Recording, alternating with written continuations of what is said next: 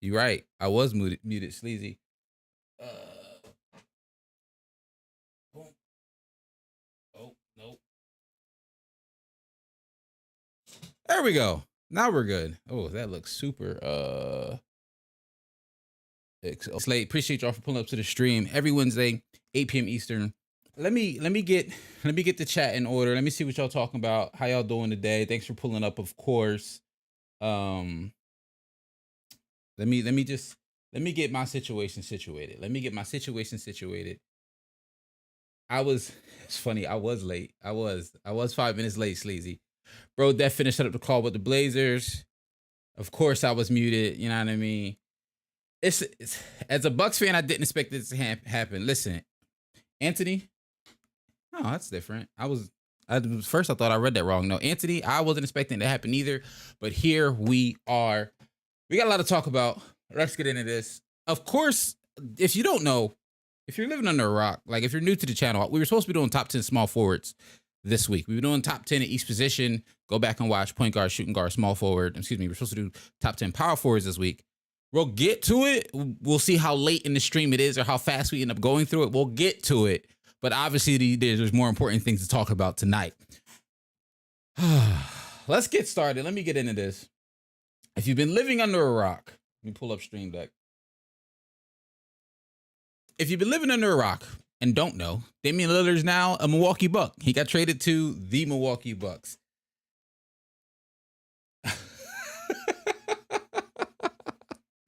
I swear every year it gets crazier with the trades. That's facts. Every year it does get crazier and crazier with trades. Will says, what's good with you, Will? Thanks for pulling up. I'm eating lunch at school, and I tell people on the table 5 minutes later, we go in a heated not a GOAT debate off the Dame trade. Where does Drew go? Because clearly Portland doesn't want him. I got a couple of ideas. We're going to talk about that. Sleazy.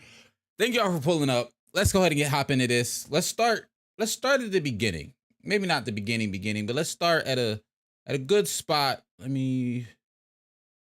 do I top 10 power forward? I'm just open up my docket, trying to get my notes in order.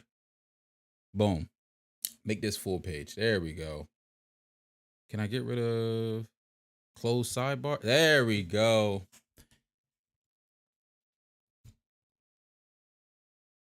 VR, you dropped the trade idea? If you did, I missed it. I apologize. Redrop it. If you did drop a trade idea, I might have missed it. Redrop it. We need to get Drew back. Hey, I have some thoughts. So let me just set the table so I can have a good baseline so we know what the trade was, what happened. Let's just go over some basics and then we'll go into a little deeper dive, if you will. So if you don't know, like I said, Damian Lillard is now a Milwaukee Buck. Trade happened at 2:25 this afternoon. Woj and Shams start going crazy, dropping the biggest Woj bomb definitely of the year. I don't remember what the big Woj bomb was last season, but this one was obviously big. So shout out to Shams for putting this together. It's just the first one I saw. Usually I try to get Woj's tweets, but shout out to Shams. So per sources, Portland, Milwaukee, and Phoenix have agreed to a 3-team trade. Bucks get Damian Lillard, Suns get Yusuf Nurkic, Blazers get DeAndre Ayton. We get that at 218. Fun fact, if you didn't know, when Shams first tweeted this, I don't know if you can see. Maybe he removed it. But there's a screenshot going around that Shams accidentally tweeted that the Raptors got him at first. I don't know how truthful that screenshot is because I didn't see it, but there's a screenshot going around. So the full trade is the Bucks get Damian Lillard, the Blazers get Drew Holiday, DeAndre Ayton, Toumani Camara, okay, 2029 first round picks and some and stuff for each team when it comes to this trade. First off, I want to say shout out to the Bucks because I didn't see. The Dame put in that trade request either late June, early July. I can't remember the exact date, to be honest with you. But basically all summer we've been hearing Dame trade requests, Dame rumors. At one point it was like, okay, Dame's going to Miami. It's just a matter of when. That's the thought that was coming up. And then it was like, okay, there's some other teams interested. The Raptors were interested. Sixers fans were interested. I don't know if the Sixers were actually a team looking to trade for Dame, but it was something that I'll tell you. Sixers fans on Twitter, we wanted Dame. There were a lot of teams, not a lot, but a handful of teams that were in the Damian Lillard sweepstakes. I read a lot of NBA articles. I spend a lot of time on Twitter. I watch a lot of NBA videos. And then nothing, not a single report do I remember seeing the Milwaukee Bucks as an interested team. When I tell you real G's moving silence like lasagna, Wayne knew what he was saying when he said that. Shout out to the Bucks for making this happen. Shout out to the Bucks for making this happen. Listen, so let's talk about the Bucks. I guess we'll talk about the Bucks side of things. I got some notes for all three teams. Yes, I have some notes from Miami as well. But I want to talk about what this means for the Bucks, what this looks like for the Bucks. A couple weeks ago, we know Giannis was on a couple of different podcasts. He said this in like three different platforms of, I want to win. Whether or not that's what Milwaukee will see will depend. I'm not signing this extensions unless I'm sure that we're moving in a direction that's championships, that's winning. And what happened? He said, he put some pressure on them, and they went out and got Damian Lillard. On paper, I love the trade, but I won't say I'm worried about it. I'm curious to see how it fits. I'll say that. I'm curious to see what the fit is. Before I get into all the great things about it, we'll get into the great things first. I'll be nice. On paper, it makes a lot of sense. This is somebody to put on my, I put a story up on TikTok, and one of the people that commented was like, this is probably as close as we're going to get to Steph Curry and LeBron James playing together. And as crazy as that might sound, it's kind of facts. Now, Dame and LeBron aren't the same, and Dame and Giannis aren't exactly the same, and Steph and Dame aren't exactly the same, but the play styles are very similar. Can you imagine what the pick and rolls are going to look like between Damian Lillard and Giannis? It'll be absolutely insane. When Giannis has the ball, bullying him, now you can't. Not every team this, but some teams would help off of Drew. Like Drew would be the guy that they would leave open sometimes, depending on who's on the floor, what the person that's on the floor. Now you can't leave Damian Lillard open. Like you cannot help off a Dame, and you can't help off a Giannis. I'm very, very curious to see what defenses do to try to stop them, because that pick and roll is going to be unstoppable. The thing I'm curious to see how it works out, and their new head coach, and we'll talk about him in a second, but their new head coach has to figure some things out, because Giannis was outside of two outliers that ain't really played no games. Giannis was number 1 last year during the regular season in usage rate, and Dame was number 5. So these are two guys that are used to having the ball in their hands a lot. They both scored over 30 last year on some really good efficiency. So they're used to having the ball. They're used to putting up shots. They're used to scoring a lot. They're used to the offense running through them. Dame is a guy who, in my opinion, I think a lot of people would say is still in his prime. Depending on who you talk to, he's a top 3, top 2 point guard in the NBA. So adding, at the very worst, a top 3 point guard to the Milwaukee Bucks, it's still mind-blowing to me. It still blows my mind how they made this happen. Especially, yes, Sleazy, what you're saying right here, especially doing it without giving up Chris Middleton. So now that we, kind of talked about the offense a little bit, one of the things that a lot of people are worried about, and I've already seen some people saying this is a downgrade, like they're gonna, the Bucks got worse by losing Drew Holiday's defense, which, while yes, Drew Holiday, probably the best guard defender in the league, best two-way guard defender in the league, there's no downside to adding Damian Lillard to your team. I don't care, unless you traded away Steph Curry for him, there's no downside of adding. Like, there's no downgrade to adding Damian Lillard to your team. Are they going to miss Drew Holiday's defense? For sure. They are. There's no ifs, ands, or buts about that. But something to keep in mind when you're talking about the Milwaukee Bucks is they're still really good. They're still going to be good defensively. Drew Holiday's not there necessarily as their point of attack guy, but Giannis was 3rd in terms of defensive player of the year voting this year. He ended up in 3rd. We know Giannis is an elite defender. They still have Brook Lopez, who, while he is, yes, getting older, and people are wondering when he's going to take that step to slow down and when he's going to not look like him. I looked at the stat a couple weeks ago. I can't exactly remember. But he was at the top of the league in terms of shots defended at the paint and shots defended at the perimeter. Don't ask me how he was in the tops for both. Exactly. Giannis, the Bucks, what they pulled off here is absolutely phenomenal. Not being able to keep Chris Middleton, I think, is the biggest part of all of this. One of the reasons I didn't think Milwaukee would have been in the sweepstakes for making a big splash trade, because I thought their trade pieces, yes, Drew, but if anything would have been traded, I thought it would have been Chris Middleton. And being able to keep Giannis, being able to keep Middleton, you lose Grayson Allen, who, quiet as kept, I think was a good role player for them, solid defender, a good 3-point shooter. What is his name? That's no longer on the team anymore. Oh, light skin, bald head. Why is his name slipping my mind? Wing. Nope. It's there and it's gone. Point being, the Bucks, to me, this makes them favorites to come out the East. Like, there's no ifs, ands, or buts. The Milwaukee Bucks are favorites to now come out the East. Before we move on to the rest of the part, let me see what y'all saying in here. VR, that's hilarious that you put Discord in here. I don't even know if that's going to work. It's been so long since we had somebody test that. I got to go log in and see if that's still a thing. That bot is still even a thing, to be completely honest with you.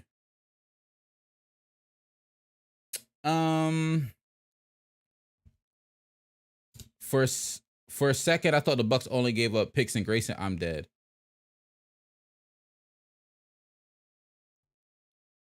Sleazy says, I feel bad for Ayton. He's about to rot in Portland. We're going to talk about Ayton in a second as well.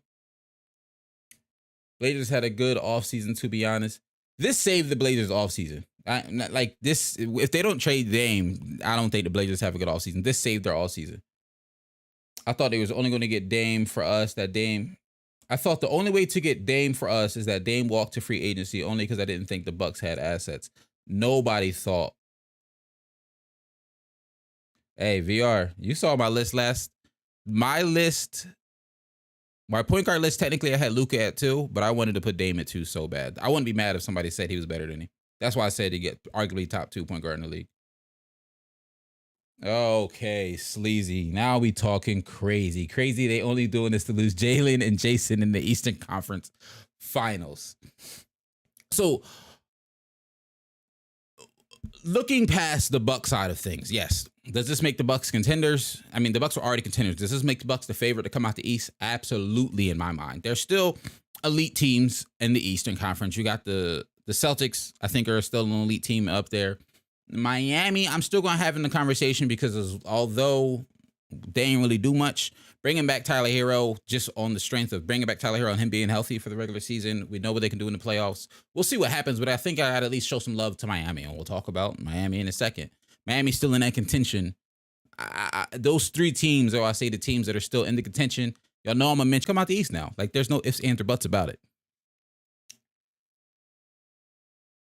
Let's talk about the Trailblazer side of this. So I'm seeing a lot of mixed emotions from Blazers fans. I was on Twitter. I wanted to see what people were thinking, how they felt about this. So they felt that they didn't get enough, that they felt they got too much. I don't think you can feel you got too much, but were Blazers fans and were fans around the NBA, what was the thought process for the Blazers? So I spent a couple minutes, joined a couple of are happy with Drew and see the vision of what's possible with the Drew. But let's talk about what the Blazers got back from this. So the Blazers got Drew Holiday, DeAndre Ayton, this Kamara guy who, like I said, I ain't gonna lie, I don't know this man. Sorry to that man. 2029 first round pick from the Bucks and a Bucks pick swap. That's what the Blazers received.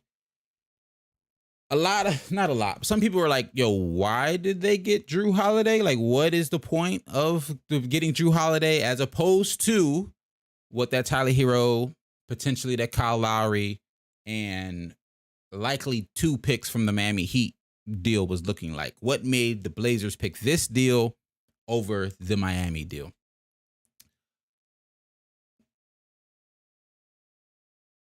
On paper, when you think about it, Drew Holiday doesn't fit the Blazers timeline. They have the guards that they want. They have Scoot Henderson, Anthony Simons, Shaedon Sharpe. They have their young guard core that they want to go in the future with, especially Scoot. Drew ain't staying there. Drew's getting flipped ASAP to a contending team for potentially more draft capital and or different young pieces. Probably not guards, maybe young wing, young big, whatever. Well, not necessarily young big. You got DeAndre Ayton now if you decide to keep him. But Drew Holiday can easily be flipped for more draft capital. Drew Holiday's only 33 years old. Drew Holiday, just once again, very similar to Brook Lopez, just came off the best season of his career as a Buck. He was an all-star this past year, if I'm not mistaken. And I think for me at least, and I'll be honest, some of this was news to me today. Some of the discourse around the Drew Holiday situation was, why get Drew Holiday? He's not on your timeline. And apparently, back in May, Drew Holiday said he wanted to retire with the Bucks. So this is, let me see, follow this link. I didn't realize this was an Instagram link. My boy sent me this on Instagram today. May 2nd, 2023. It's supposed to be a video right here if this loads. Yay, nay? Here we go.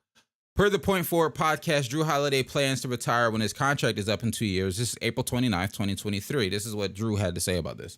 When you're done. It's funny because my wife had this conversation, I think it was 2 days ago. She was like, "Are you serious after this contract? Like, are you serious about retiring?" I'm like, "Yes." Like, I feel very strongly about it. So watch the full episode. I think personally there's some context missing here from this clip, but this is the clip that had been going back around again since he got traded. But yesterday, now with that clip in mind, him saying at the end of this contract, he's, thinking about retirement, he might be done. If you don't know, Jrue Holiday has a player option that ends next season. Player option for 2025. So he could opt out in 2024 and be done with his current contract. Like, he could be done at the end of this season. I don't think that'll happen, but it's a possibility. Kurt Heinlein published September 26, 2023, NBC Sports. Jrue Holiday hopes to sign an extension and retire a Milwaukee Buck.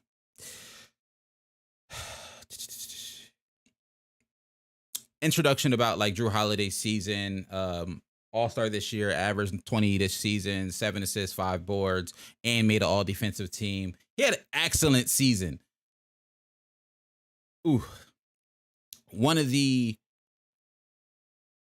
quotes that were in this article from Jim of the Milwaukee Journal. This is Jrue saying, "Would love to sign an extension," he said. "Before I even won here, I think I said I'm a Buck for life, and I mean that deep in my heart. I don't want to play for any other team. I think we have a chance to continue to do great things as the Bucks team, and I think we have a chance to continue to do great things as the Bucks team and organization, so I want to be in Milwaukee."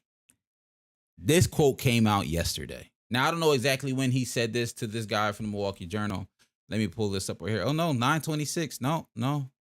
Okay. All right. The Milwaukee Journal want me to subscribe. We're not doing that. But my point being is Jrue was like, "Yo, I'm happy to be here. I want to be here. I can see myself retiring with this team." And the very next day after this quote comes out and is released to the public, he's a Blazer. The NBA happened so fast. It's one of the things we would say the NBA is business, teams is business. I'm sure it wasn't an easy coach for that move.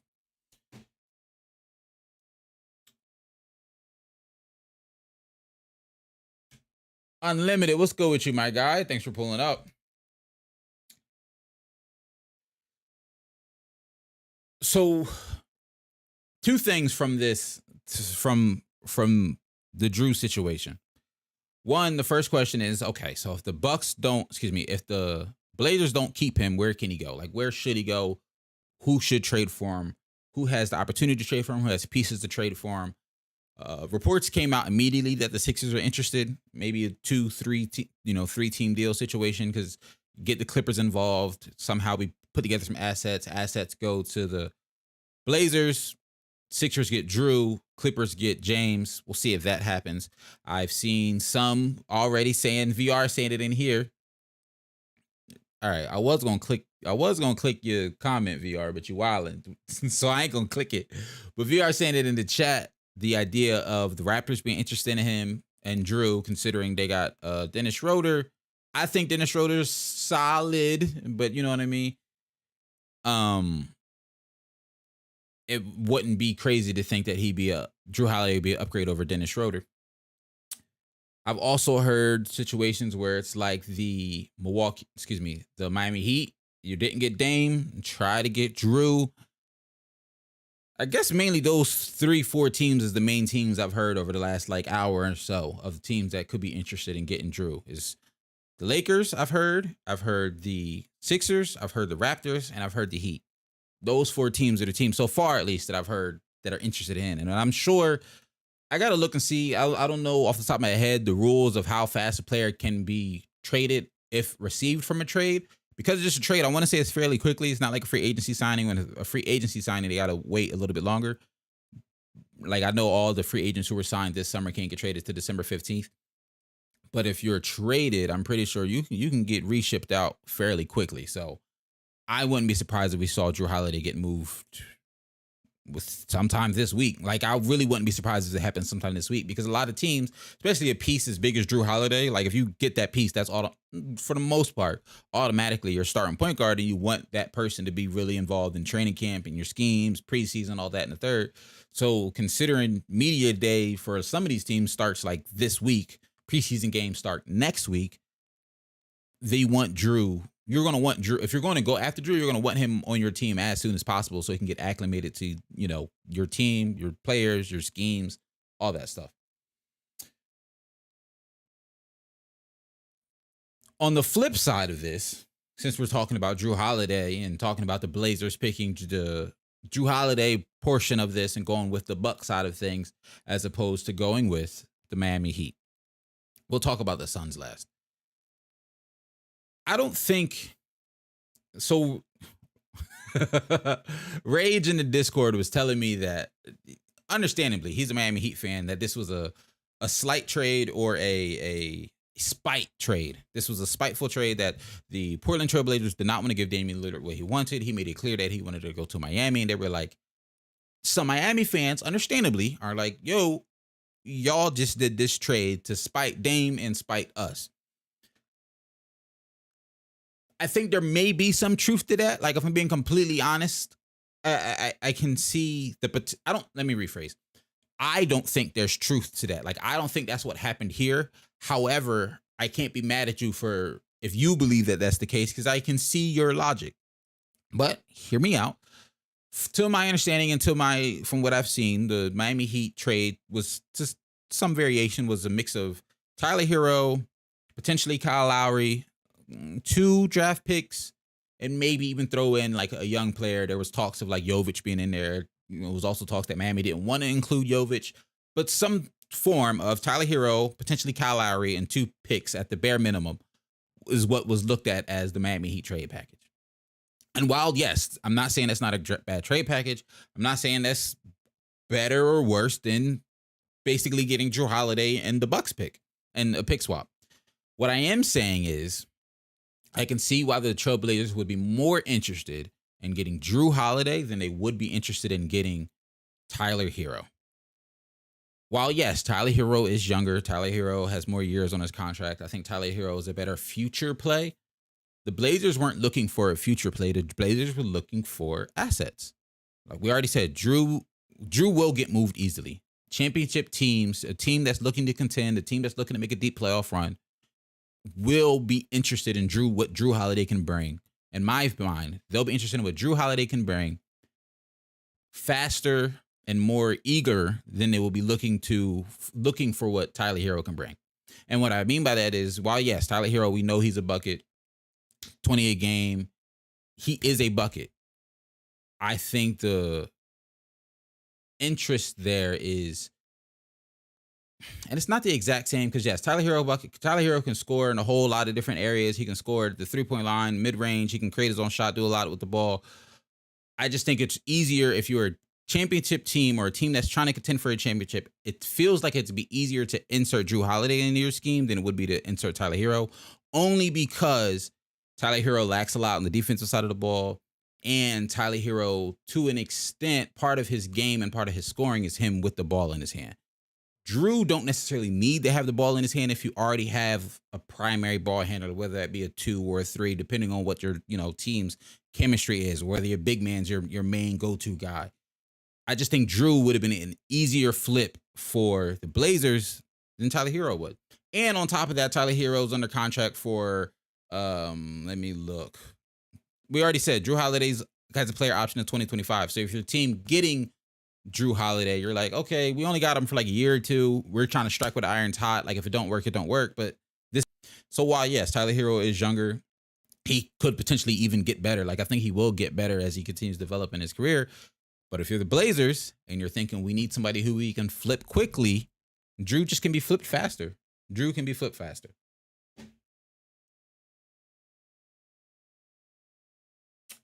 This is not a bad point either. The Heat didn't have enough to trade for Dame once Gabe and Max Strus left. That's possible too. But in that same breath, I don't know if the Blazers would have been interested in Gabe or Strus, because at least at the time, based on what they did with this trade, the vibe I'm getting from this and what they seem to be projecting is they were looking for stuff they can flip back quickly. And Drew Holiday fits that bill. Now, the other piece that the Blazers got is DeAndre Ayton. DeAndre Ayton is, I want to say he's 25. I could be wrong. I want to say he's 25. DeAndre Ayton age. Yes, DeAndre Ayton's 25 years old. Guards, he's a little older than some of their guards. I think the discourse around DeAndre Ayton right now is, I'll say it, overrated. I think a lot of people think DeAndre Ayton's overrated right now. He didn't have the best last year and a half with the Suns. Last season wasn't necessarily terrible. Am I thinking of last season? Yeah, last season wasn't necessarily terrible, but the season before that, when Monty was like, yo, we're not even playing you for times. It just, was that this year, or am I tripping? No. Was that this past playoffs, or was that the playoffs before, where DeAndre Ayton got sat and him and Monty wasn't talking? He wanted a trade, but then they matched it last summer. Yes, okay. All over the place. Where was I going with this? DeAndre Ayton had a reputation of the last year and a half as a player who's overrated. You can even say overpaid. Didn't necessarily.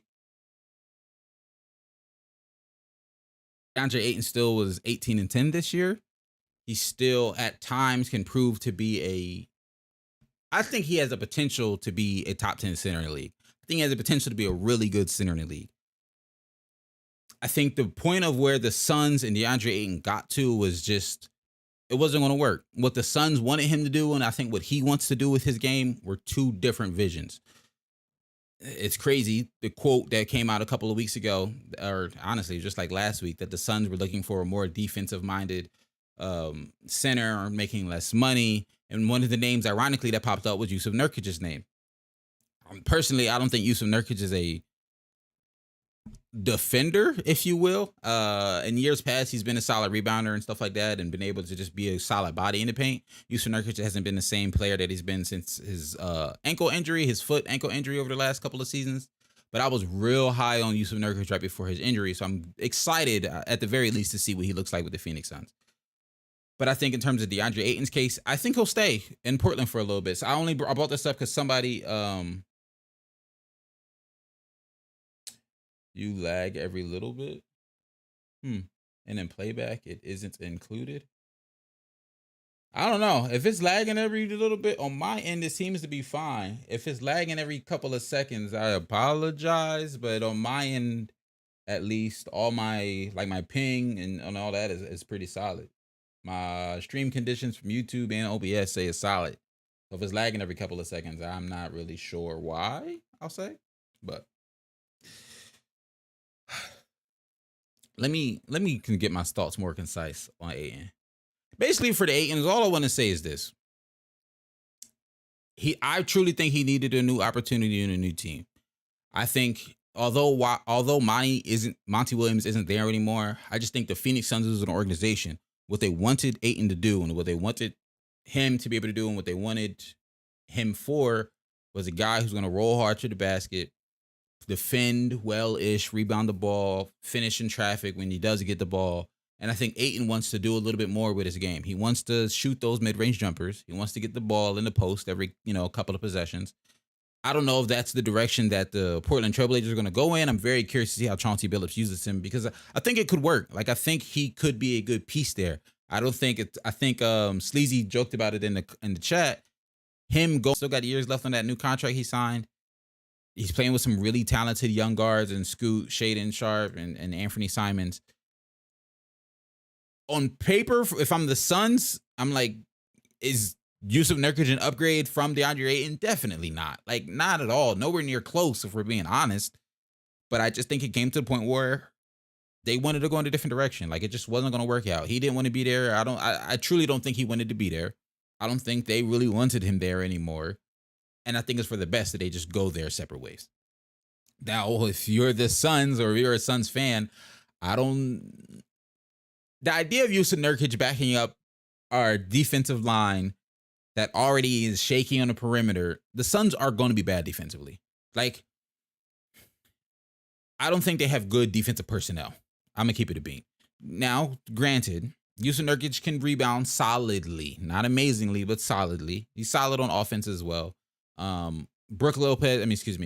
Devin Booker has shown more energy on the defensive side of the ball than he has throughout most of his career. Like the last 2 seasons have been good effort from him on the defensive side of the ball. He ain't locking nobody up, but it's been good effort.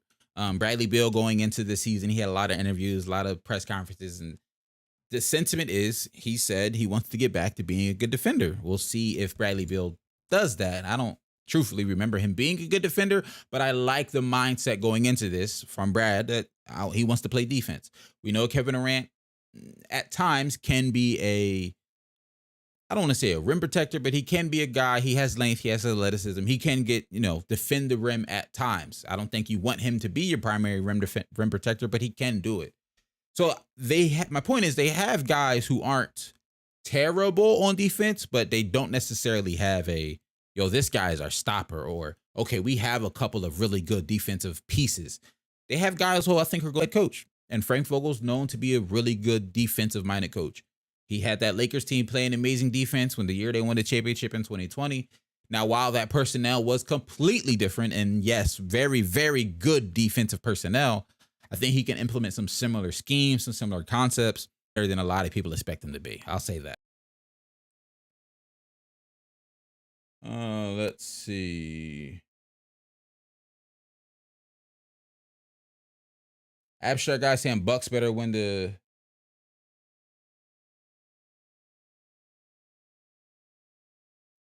Abstract guy, what's good? Thanks for pulling up the stream. Bucks better win the chip. That's a good point. For me, I think a lot of people are going to initially automatically have the Bucks as title contenders, rightfully so. Expectations to win a championship, rightfully so. If they don't win, I think it'll depend on how they don't win, why they don't win, and all that, this, that, and the third of whether or not the season was a success or failure. And if you ask Giannis, there's no such thing as a failure. Extension. So he's in a contract for a couple more years. And Giannis has a player option for 2026. And yes, he said he wasn't necessarily looking to sign an extension unless he knew we were moving forward with a team that's trying to win a championship.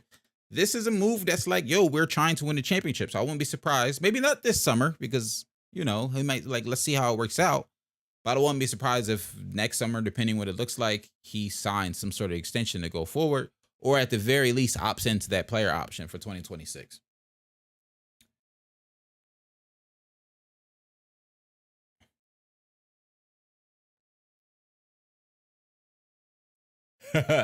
Jokes on you, VR. I don't download it from YouTube. I record it separately via OBS. So the recording is always fine. Whenever there's lag on the stream, the recording is always fine. So if there's ever a moment on stream where it's like laggy or you feel like you missed something, I've been trying to do a better job of y'all have seen it, taking the clips out and reposting them as YouTube videos. That's going to be lag free. The YouTube clips and the TikTok clips will always be lag free because I just record it separately. The lag on my end, everything's green. So maybe everybody's streaming right now, YouTube overloading. I can't tell you why it's lagging, to be completely honest with you. There's nothing wrong on my end. I don't even see lag on my end. All right. I guess the last thought I have on this Dame situation. Let me just make sure I'm re-looking at my notes. I had like a page and a half of notes. I just want to make sure I went over all of it. Last thing about the Blazers in terms of why they might have took the Dame deal, the Drew Holiday Bucks deal over the Miami Heat deal. It's a stretch, right? But a lot of people are saying, the Heat would have given up 2 draft picks. The Bucks only gave up 1 in a swap, while you could have got 2 from the Heat. Well, the Bucks pick is in 2029, and we just said Dame player option 2027, Giannis player option 2026. So truthfully, who knows what that 2029 Bucks team could look like? Like if Giannis isn't there, this team ain't gonna be good. I hate to say it like that, but if Giannis ain't there, this team ain't gonna be good. mainly because the Bucks aren't a free agent destination. The Bucks weren't, so they had 8 years where their pick would have been a lottery pick. Is my point here. As a comparison, for the Miami Heat over the last 20 years, they had 5 years where they didn't make the playoffs. So they had 5 seasons where their pick would have been a lottery pick.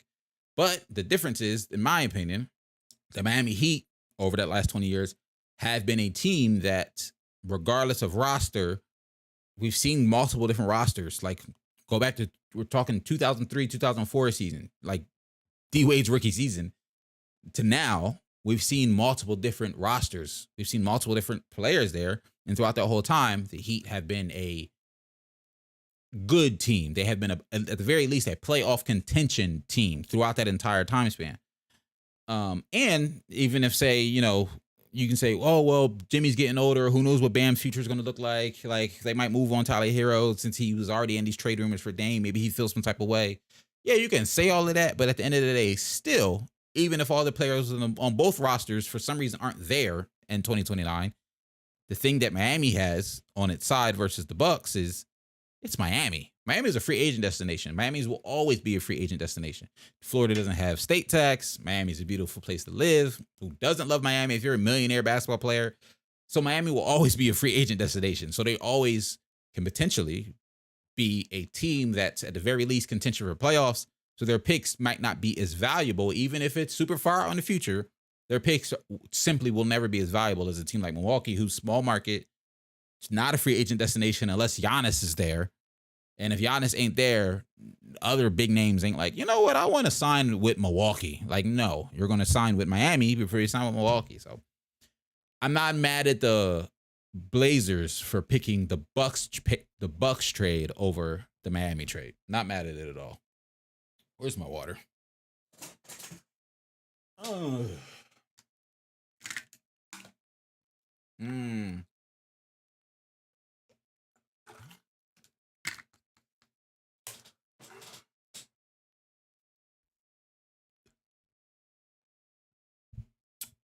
You know, I said, because I just said the stream be clear on the recording. So would that be unlist the stream on this channel and re-upload it there? Not a crazy idea, VR. We might circle back to this. The thing I hate about the US, yeah, and that's one of the things that hurts, and not off topic, but it's in the same vein of the thought process. That's why you start talking it. That is a good point, though, about Toronto's being a free agent destination. It's an amazing city. NBA players love the city, but it's hard to be a player there because you pay taxes twice. You got to pay taxes twice. Like, you paid, I want to say you pay taxes to Canada, and then you still got to pay taxes to the United States because the NBA is a United States company, essentially. So you see less of your money if you play for Toronto. And it's just further, you see and visiting family, travel, this, that, and the third, pass. But like, it's just more inconvenient to play for Toronto, even though Toronto, in my opinion, is a great run organization and a really, really good team. Oh, if that's not what you mean, then I don't know. I don't know what you mean then. Because I have heard players say one of the things that, like, not stop them from signing with Toronto, but not stop them signing to Toronto, but got them hesitant to sign in Toronto is the fact that they got to pay taxes twice. Well, yeah, I know it's no matter if you're an NBA or not. I'm just saying the NBA is a U.S. company. So if you're a U.S. citizen working for a U.S. company, but you get paid in Toronto, you got to pay taxes twice because you still got to pay taxes to the United States, but you also pay taxes to Canada. Do we just record this tomorrow and leave this by itself? Because I have my some power forwards.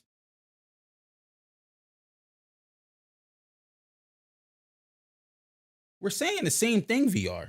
That's what I'm saying. You still pay taxes to the U.S. That's what I said. But you also have to pay taxes to Canada, so you get taxed twice. That's literally what I just said. We are saying the same thing.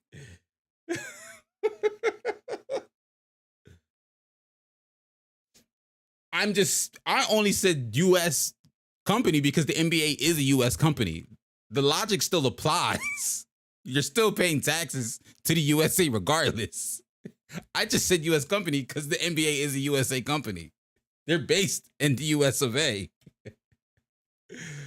I get what you're saying. You made it seem like we're not saying the same thing, but we're saying the same thing. All right. The true question is, it's 9:00. Do we stop this, chop this up so I can get it up, and then record top power forwards tomorrow and just upload that tomorrow? I think that's what we'll do. We'll let this trade live. We'll let this live by itself. I have 2 other ideas for something I want to do, but we'll let this live by itself. I wanted to get this up and get this out there.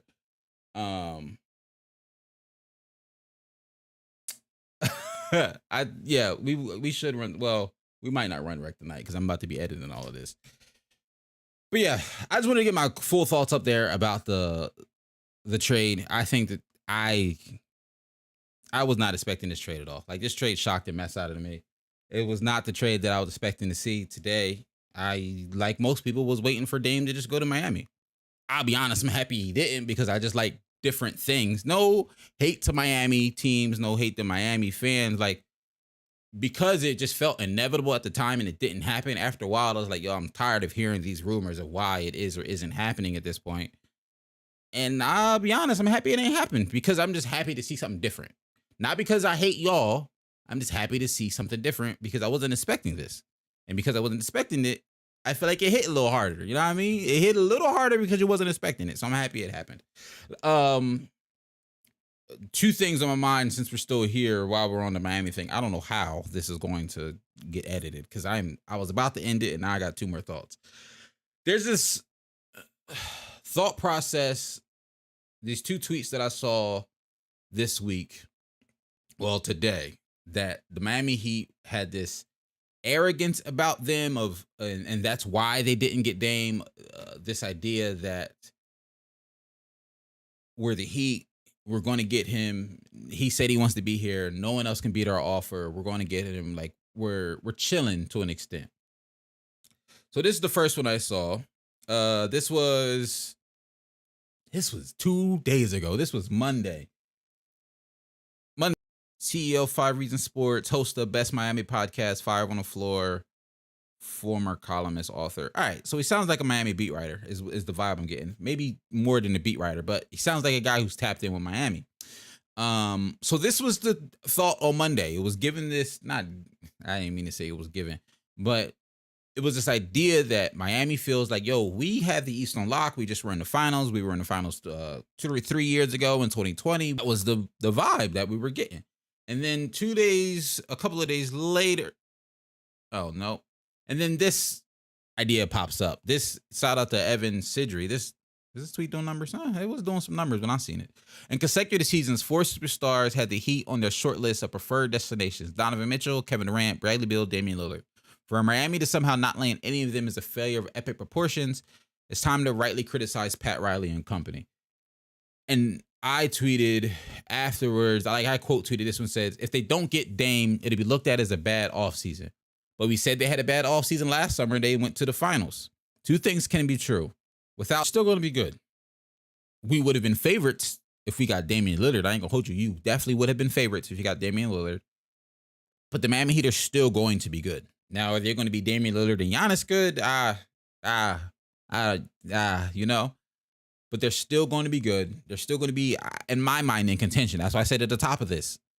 To me, the Heat are still in contention to leave the Eastern Conference. I got to go based off on their history, based off on the fact that Jimmy Butler elevates his game so much in the playoffs. Like, they're just a team that works hard and gets it done in the playoffs. And yes, super kicks. They might get Drew. Shoot, even Buddy Hield campaign. Like, there's still other moves to be made. The offseason ain't over. I do think there was a bit of, like, just there where they weren't desperate. And it ain't necessarily an arrogance thing to me. It ain't necessarily, oh, yo, we the Heat, we don't need Dame. It wasn't that. It's just they didn't want to act desperate. They felt like they weren't desperate, which is fine. Somebody else just beat you to Dame. Yeah, look forward to drop Friday. Friday morning, small forwards. Yeah, Friday morning, small forwards video. If I don't record it tonight and drop it tomorrow morning to surprise y'all. We'll see. But thanks for coming up to the stream. I will see y'all next Wednesday, 8 p.m. Eastern. The NBA is back, man. NBA is back. I'm out of here. Peace.